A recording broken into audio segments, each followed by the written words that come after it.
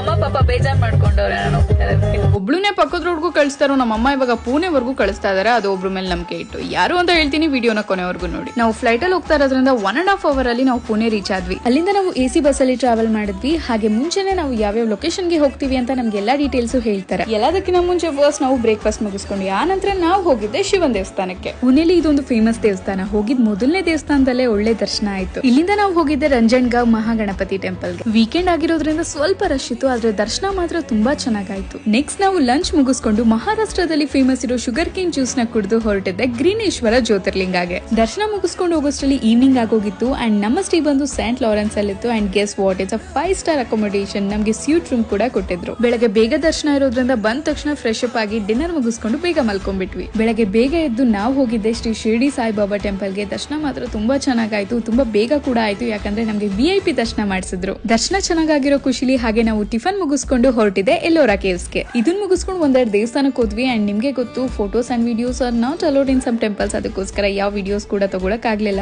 ಎಲ್ಲ ಮುಗಿಸ್ಕೊಂಡು ಫೈನಲಿ ನಾವು ಬ್ಯಾಂಗ್ಳೂರ್ ಬಂದ್ವಿ. ನಮ್ಗೆ ಇಷ್ಟೆಲ್ಲಾ ತೋರಿಸಿ ಸೇಫ್ ಆಗಿ ಕರ್ಕೊಂಡ್ ಬಂದಿರೋರು ಸಾಯಿ ಶುಭ್ ಟ್ರಾವೆಲ್ ಏಜೆನ್ಸಿ ಅವರು. ಇವ್ರ ಮೇಲೆ ನಂಬಿಕೆ ಇಟ್ಟು ಕಳ್ಸಿದ್ದು, ಯಾಕಂದ್ರೆ ಅಷ್ಟು ಚೆನ್ನಾಗಿ ನೋಡ್ಕೊಳ್ತಾರೆ. ನೀವು ನಿಮ್ ಫ್ರೆಂಡ್ಸ್ ಅಥವಾ ಫ್ಯಾಮಿಲಿನ ಶಿರ್ಡಿ ಕರ್ಕೊಂಡು ಹೋಗ್ಬೇಕು ಅಂತಿದ್ರೆ go with Sai Shubh travel agency, because this the best package. Thank you.